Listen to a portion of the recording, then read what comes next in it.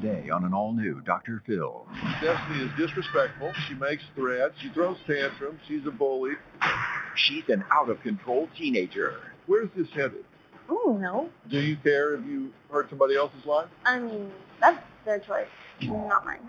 Do you think the pain drives in with this?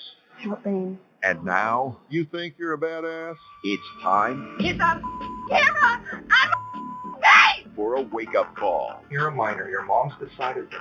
Why are you waiting? Why? Let go of me.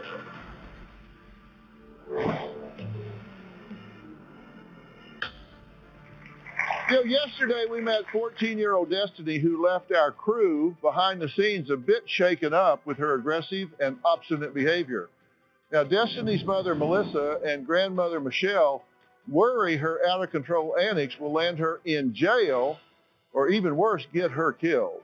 Here's what happened so far. Take a look. My 14-year-old daughter, Destoni, is disrespectful, violent, and aggressive. Just literally.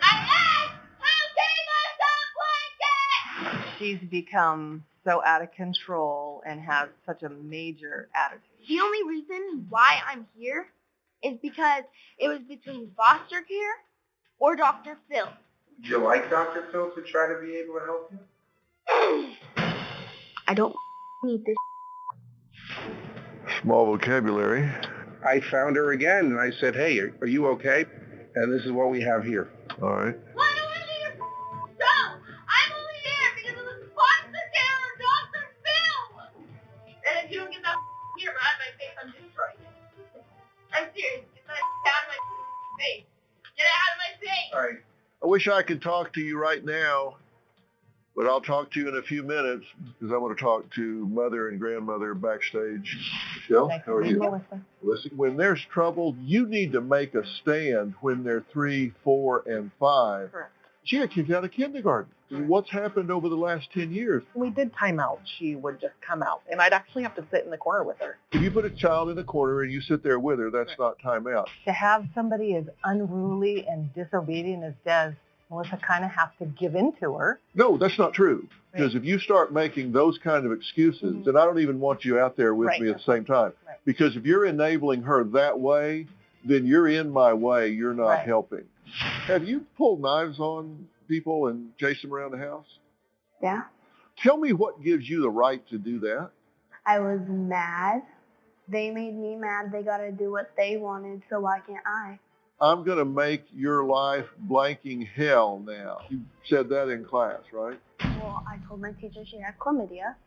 Did you threaten to bring a gun to school and shoot students? I didn't say I was going to bring a gun. I said he's lucky he doesn't have a bullet through his head. When I'm pissed off, it just comes to my head, and I say it.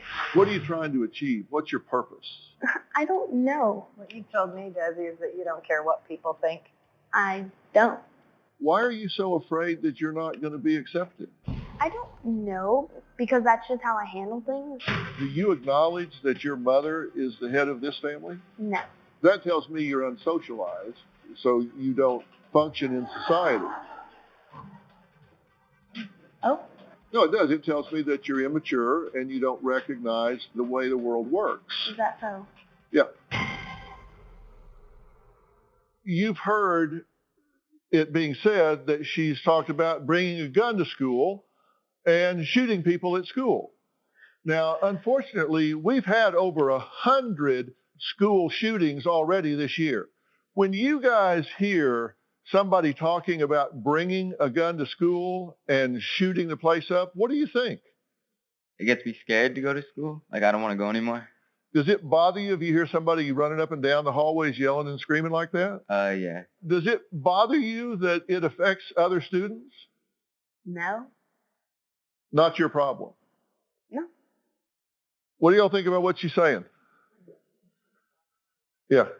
I feel that you don't care for human life whatsoever. You're the type of person to, you would bring a gun, but Hella funny. you wouldn't do it because you're a coward and you hide.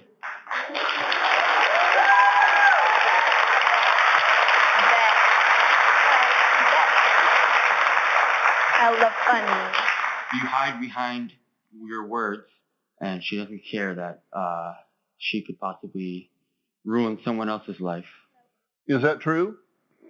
Do you care if you hurt somebody else's life? I mean, that's their choice, not mine. How about their choice? Well, it's your choice if you're the one that hurts the other person. That's their choice to believe what I'm saying. So they shouldn't take you seriously. No, Then why say it? because I do. Where's this headed? I don't know. I mean, how are things going to be next year? I don't know. You know, people go around talking about shooting other people. That's not socialized. And I mean, we've just had it recently out here on the evening of May 23rd, 2014, in Isla Vista, California. 22-year-old Elliot Roger killed 6 people and injured 14 near the campus of the University of California, Santa Barbara, before killing himself inside his vehicle. Take a look. Breaking news in Santa Barbara County. A gunman went on a rampage overnight near UC Santa Barbara. CPR in progress. Thank you. We got another gunshot victim at 7-Eleven. Shots fired. Shots fired. Shoot tonight now. My God. And we have 3 down. We're going to need 3 ambulances here. Investigators say that those gunshots started ringing out at about 9:30. They say Elliot Roger, the shooter, was simply driving up and down the streets of Isla Vista, opening fire, randomly shooting people. In addition to the 6 people who were killed, 13 more were injured in the melee. Most of them were shot. However, 4 of them were struck by his vehicle while they were riding their bicycles here in this community. Elliot Roger was very clever and very adept at convincing people that he was functional and not a threat to himself or others. He said he not only convinced friends and family, but also mental health professionals and law enforcement officers. This episode is brought to you by Progressive. Are you driving your car or doing the laundry right now? Podcasts go best when they're bundled with another activity, like Progressive Home and Auto policies. They're best when bundled too. Having these 2 policies together makes insurance easier and could help you save. Customers who save by switching their home and car insurance to Progressive save over $775 on average. Quote a home and car bundle today at Progressive.com. Progressive Casualty Insurance Company and Affiliates. National average 12-month savings of $779 by new customers surveyed who saved with Progressive between June 2022 and May 2023. Potential savings will vary, not available in all states. Well, Julia was a student at UC Santa Barbara during this shooting. Julia, thank you for being here. We've been talking about her making these threats about going to school, shooting people, taking guns to school. What's your reaction to that? My first reaction sitting here this entire time was thinking that if somebody had done something when Elliot Rogers had threatened to shoot up the school, he uploaded multiple videos to YouTube. I mean, he told a lot of people that he was going to do this. He made people aware, and that's what she's doing. What do you say to Destoni? Honestly, first and foremost, the world doesn't revolve around you. I think that she's spending so much time thinking about herself as she has no care for anybody around her. You know, somebody said, care for human life before. I mean, she needs to get a grip on reality. Now, I said there's a second question after the break.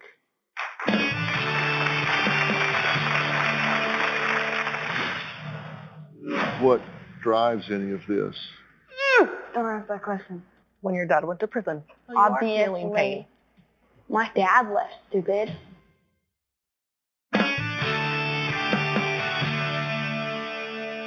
Melissa emailed me because she says her 14-year-old daughter, Destoni, is aggressive, violent, and a bully. I said I had 2 questions for you. One is if you acknowledge that there's a hierarchy and that somebody is going to be in a position of authority always. You said, no, I don't acknowledge the hierarchy. I don't acknowledge that the teachers run the school, the parents run the family. My second question is, do you have any insight or understanding into what causes you the pain that you're experiencing? What? Pain. Do you think that you are experiencing pain that drives any of this? When your dad went to prison? Don't ask that question. Is that correct? When your dad went to prison? No, definitely not. So you are feeling pain. Yeah. My dad left, stupid. But you just said you weren't feeling any pain. But this didn't stem from that. Okay. Your point? Well, I was the one that asked the question, and my question was, Okay, she opened her mouth. So do you recognize whether or not that pain has left you raw, that pain has left you where you're striking out at other people out of pain? I don't know. Maybe, maybe not. I don't have an answer for you. That happened when I was 4. I didn't know anything when I was 4. He left in a police car while we were in an expedition when I was 4. I didn't know what I was feeling. But she knew what car she was in. But that's not how it happened anyways. He went to court and he left from the courtroom. He never left in a police car. So we didn't get arrested? No. Or we didn't get pulled over by police? That had nothing to do with this. That had to do with him driving well then without a that was license. another thing. Okay. Listen, ladies, for God's sakes, don't argue details about something. She's telling you what she remembers. It doesn't matter what actually happened. Right.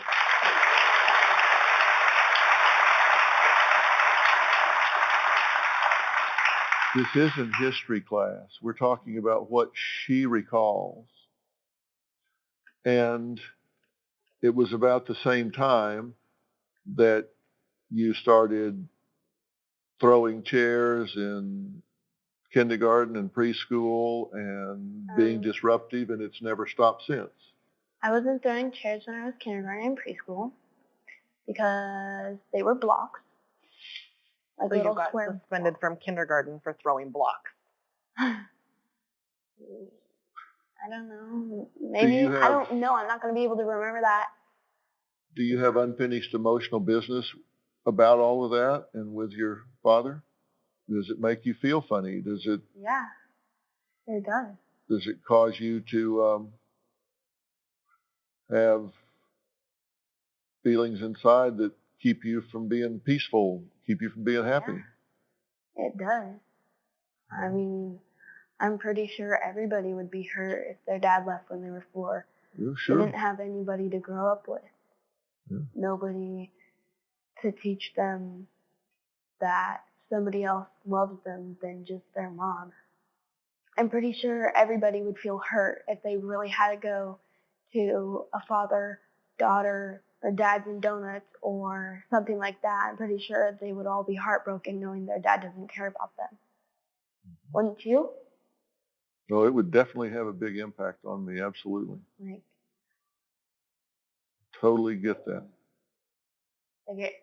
it hurts, but like, you know he's never coming back.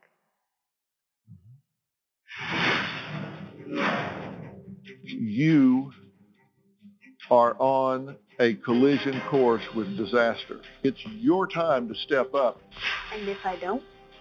Well, that's your mother's decision, because she's the mother. Yeah, try again.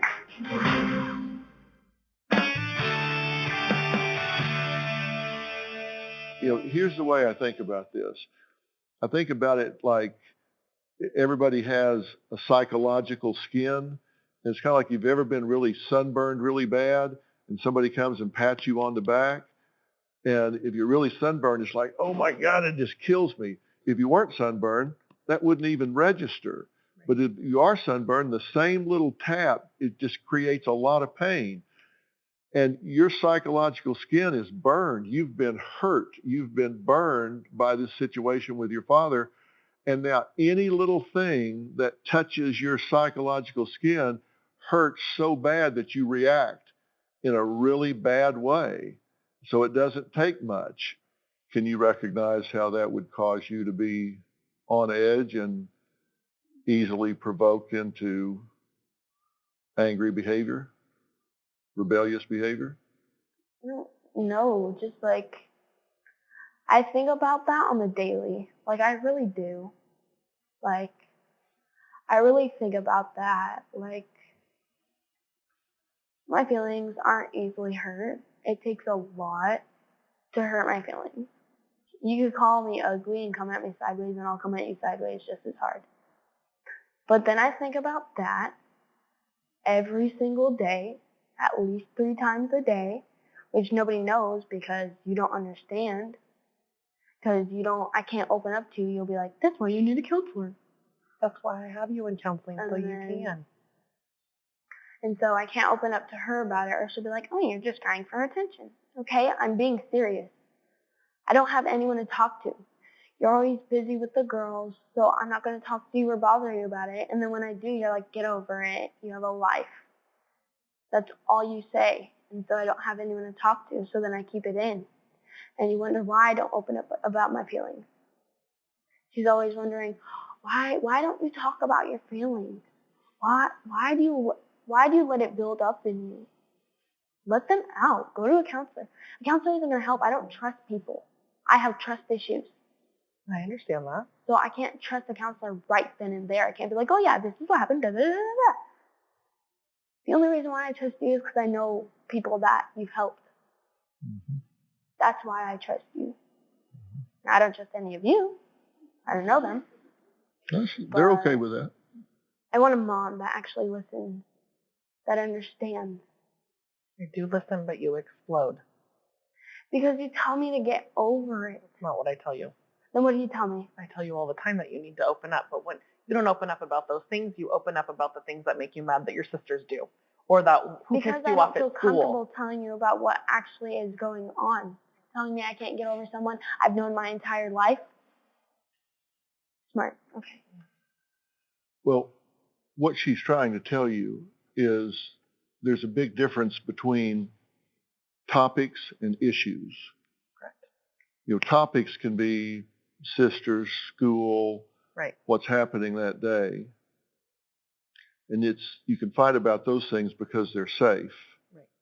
But the underlying issue can be something much more serious, like feelings of abandonment, feelings of self-worth, that if I'd been better, then my father would have behaved better so he could stay in my life. Right. There could be 1,000 different things that could be functioning at an issue level, but it's real scary to give those things a voice. And frankly, that's probably over your pay grade. Right. Yeah, it's like she's saying, I don't talk to you about it, and when I try to, you don't handle it well. You probably don't know what to say. You probably don't know how to say about it. So she's probably reading you exactly right. Right. That, no, I don't open up to you about that because you don't know how to handle it. Right. But then you say, I don't talk to counselors about it because I don't trust them. So I keep it inside. And that's why I said, I think pain is driving a lot of this behavior, and you got to deal with it in some way. And Destiny says she knows where she wants to be mentally. She knows she can be better. And I agree with her. And I'm going to tell Mom what I think she needs to do to step up and take charge of this situation, be the parent, and lead this family when we come back.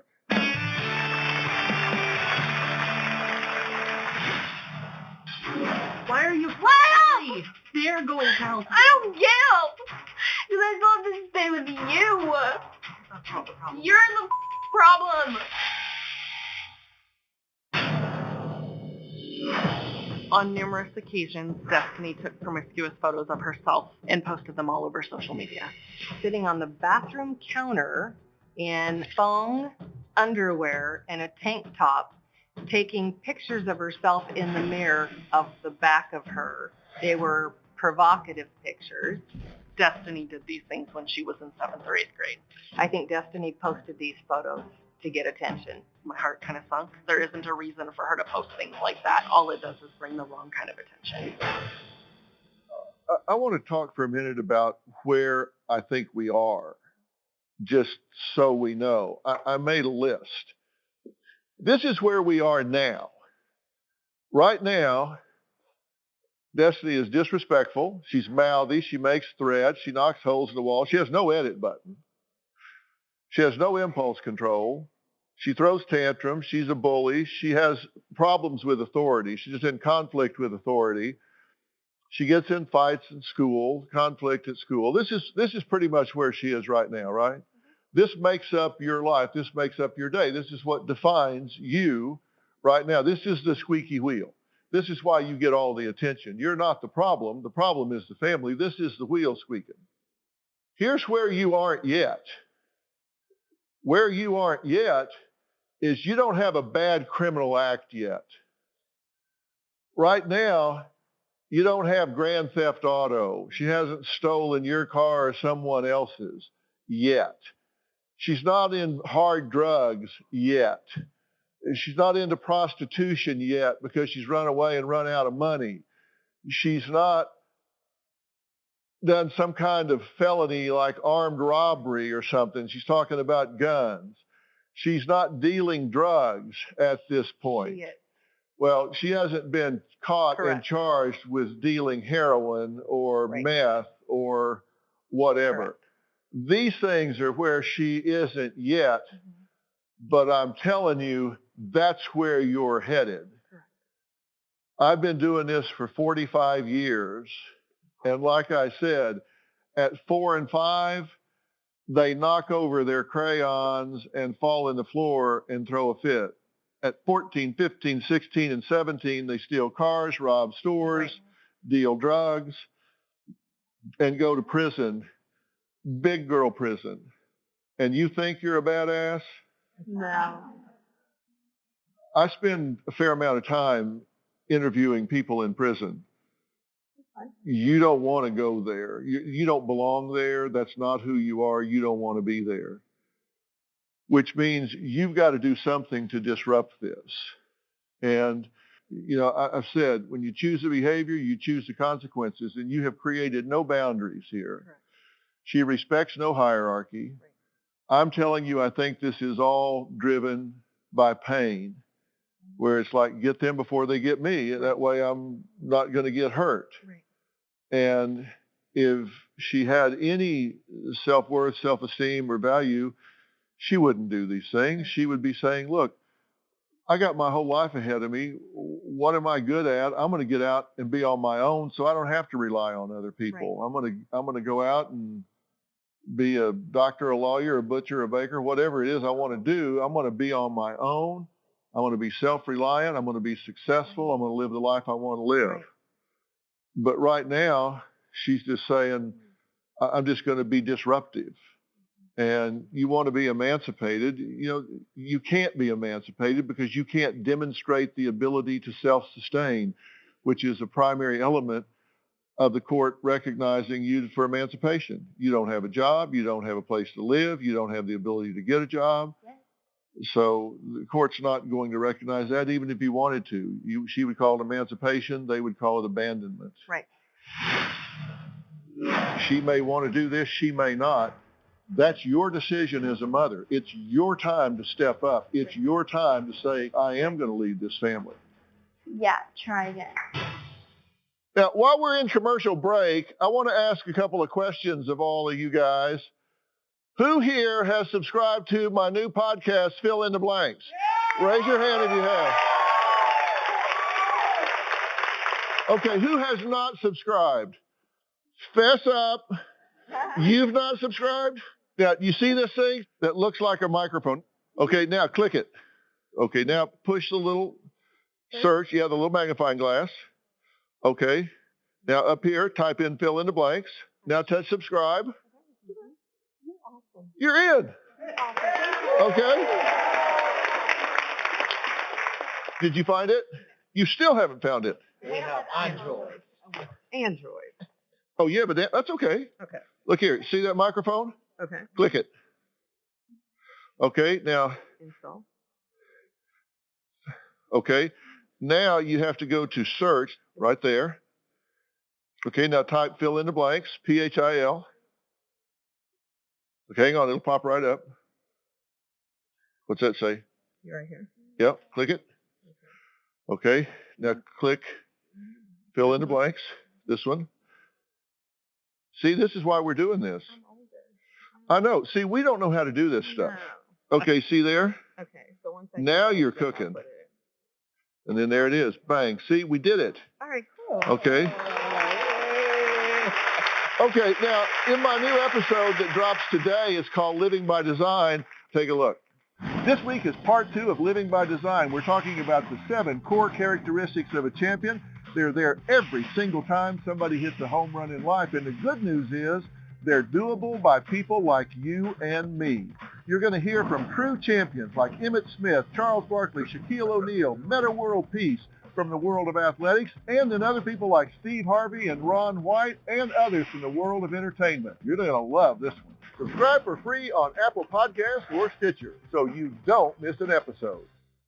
And then other times I'm talking to celebrities like Jay Leno, Kathy Bates, Dax Shepard, just all kinds of people. And you're going to find out things about them you didn't know. You just thought you knew. So in order to start Living by Design, subscribe to Fill in the Blanks today so you don't miss an episode, because it starts today. It's entertaining, it's enlightening, and more importantly, it's free. Oh, and by the way, if you think I talk slow because I'm from Texas, there's a little button which says 1.5. You can even speed this up and listen to it like really fast. That's what I do with podcasts. It sounds like Alvin the Chipmunk, but it works. Okay? All right, we got to get back to the show. All right.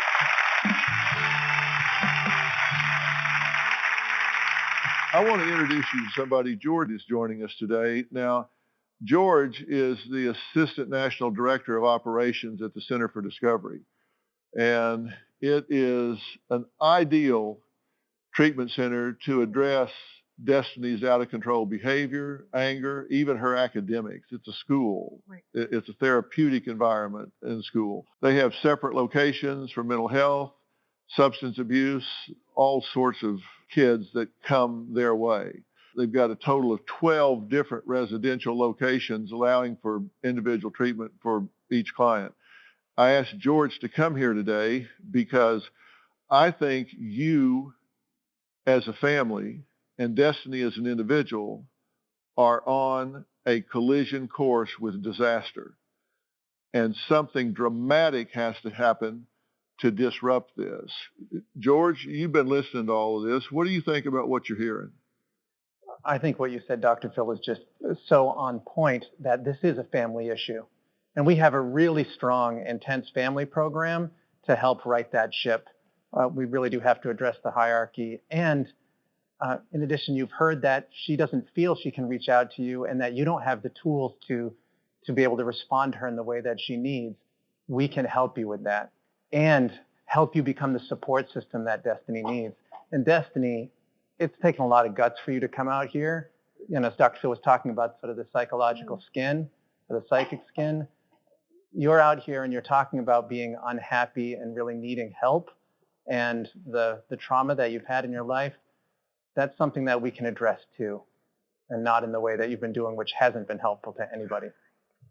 The reason I wanted George in particular to be here with this particular Center for Discovery is because they don't give lip service to this not being a Destiny problem, to this being a family problem.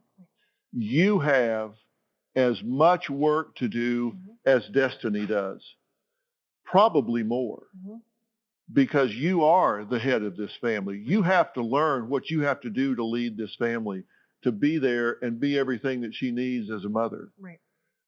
And I think very much I recommend to you to make a decision to immerse your family in this program with Center for Discovery. She may want to do this, she may not. That's your decision as a mother. It's your time to step up. It's your time to say, I am going to be the leader. I am going to lead this family. Get the out of my way. Please sit. Ew. Outside the door. Get up. Camera out of my face.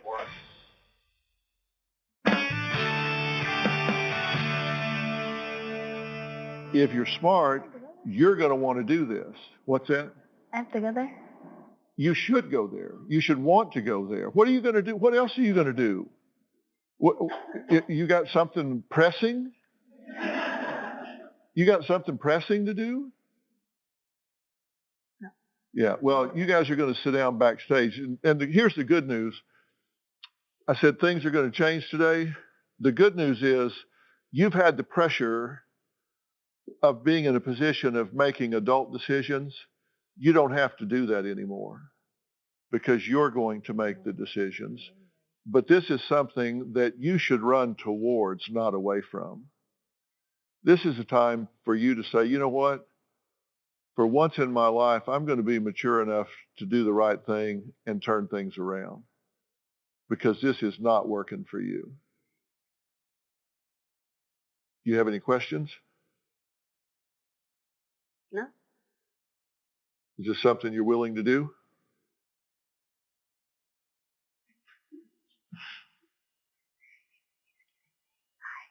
Sorry? He's giving me anxiety. Well, we'll work on that. I understand.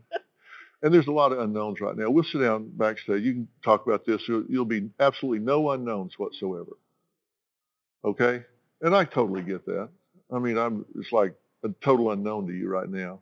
We'll sit down, talk about it, pull up a website, look at everything, talk about it, but do so maturely. You know, you don't need to yell and scream. Just sit down and let's talk about it, pull it up, look at it, answer all of your questions so you know everything. And I totally get you should definitely have questions about it. I respect that. Ask them. Let's talk about it. And if I don't? Well, that's your mother's decision. You're deciding that question? What's your question? No, not your question. She's going to make the ultimate decision about what to do or not do because she's the mother. Yeah, try again. No. But what I'm saying, I would rather do this with you than to you, so let's sit down and talk about it. I mean, don't decide ahead of time that this is horrible. You may look at it and say, this is the best deal I've heard in a long time. If he gives me anxiety now, what am I going to do with myself Well, in a couple you don't know. He's not creepy. He's just... Give him a chance to meet him. He may be the nicest guy you've ever met. I mean, 10 years from now, you may be having him over for Christmas dinner. You don't know. I will. You might. Yeah. But all I'm asking, you'll sit down and talk with him backstage, okay? Yeah. You can sit across the room. It's all right. Fair enough? No, I'm scaring me. No, you can sit across the room. You won't be in there alone. We'll have lots of people in there with you. Guard you. I wouldn't put you in there with somebody I didn't trust. Why are you only talking to me? Why aren't you talking to them? Oh, I've been talking to them. I just told her she had more work to do than you do. What about her? Well, she's not your mother. She's extended family support system. And she's going to be involved as well. I don't see anyone next to me. What? I don't see anyone next to me. I'm next to you. And I'm not a bad ally. You need help! You haven't got help by yourself! You can't change yourself, but I have to change! You haven't even tried getting help! Want to know what's coming up on Dr. Phil? Visit our website and subscribe to our email newsletter. You'll get weekly updates, life strategies, and exclusive video that you won't find anywhere else. Plus, on drphil.com, you can see sneak previews of upcoming shows. Log on today. Now, Destoni was not too happy with me or her mother for sending her to some help. But what is important to note is that I told her mother, Melissa, that she has just as much work to do as Destoni does. As you can imagine, the conversation backstage was very, very difficult. And I didn't want to do this for the mother. I didn't want to step up and say, okay, Destoni, here's what you need to do. This mother had been so passive, I said, look, if you want this to happen, you need to step up and you need to own it, stand your ground, and be a mother. Here's what happened as our resource department prepared her and her family to get the help they need. I'm Anthony Haskins. Hi. I'm the resource director here at the show with Dr. Phil. This is George Levengood. He's with Center for Discovery. Do you have any questions or thoughts on what Dr. Phil is offering for you and your family? It's amazing. I've kind of run out of resources where I'm at. So anything at this point is, I'm hoping to get her where she needs to be. Okay. This is Laura with Safe Interventions. Nice to meet you. They're a youth transport company. If Destiny is unwilling, then we will bring them in and they will work with her in order to get her prepped to go with them to Center for Discovery. Hi, Destiny. I'm Anthony Haskins. I'm the resource director here at the show. Hi. This is George Livingood from Center for Discovery. Okay. We talked to your mom, and mom says you're going. Yeah, y'all think I'm going? You're out your damn mind. Oh, you're going. Yeah, you don't have any rights here. She signed over And I'm guardianship. leaving right now. No, you're not. We have people right outside the door that have the legal right to do whatever needs to happen in order to get you Because there. I'm either leaving now or never. Well, you're leaving now. Hell yeah. You. Hell yeah. See you later. Wow. I don't know who the you think I'm You! Why? What did I do? And what the hell was... You're nothing. Oh, okay. Because I'm trying to get the help you need? No. That's not it. So why am I nothing? You're Fine for days. And then we come here and now you put on this show. What show? I've always been like this. You weren't just Right? like that on the show. Right, I've always been like this, You weren't right? just like that in front of Dr. Answer the question. Like this? I've always been like this. Sometimes, yeah. Exactly. Yeah. So don't date for me. Okay. You're I know in your video prior to coming here and being out there with Dr. Phil, you said that Dr. Phil can get you the help that you need. okay. And where is And it? what help is this? To control this, to help you. Why are you so What angry? They're going to help you. I don't get help. Because I still have to stay with you. That's not the problem. You're the problem. You need help. You haven't gone to help by yourself. I'm working on You're it. only worried about leaving me. I am That's why I'm on pills. Because you can't change yourself, but I have to change. This is why we're I have to change, but you can't. why we're here. I'm here because you didn't want to deal with me anymore. No, That's because why. get this Because you don't get help. You haven't even tried getting help. You haven't tried. You said I'm going to go in counseling. We're going to sign up together. Did you? No. She is making sense. No, you And made what- me get the help and not you. I had to do it myself. I gave you many... Listen. That's part of Listen. You don't listen. You continue to talk and let everybody decide for you.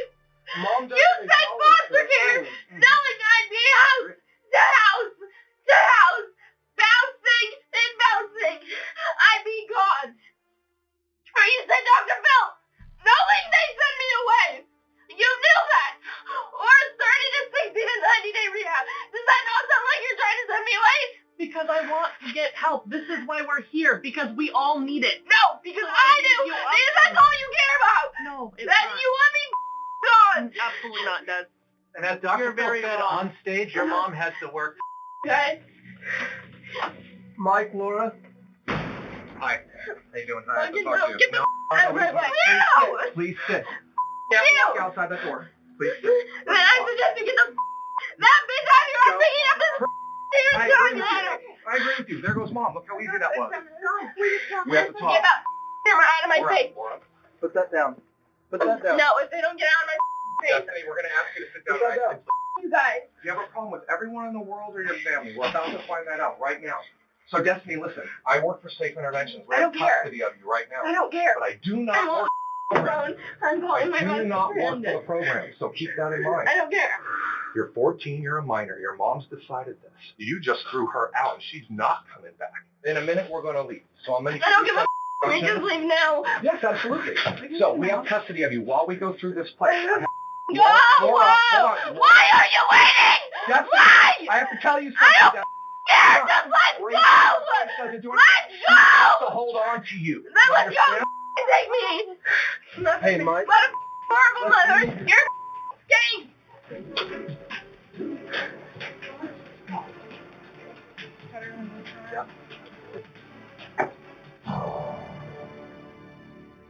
Well, as you just saw, Destiny did end up going to the Center for Discovery, and with the help of the transporters, she got there safely. We will be following her progress, so stay tuned to find out how she's doing.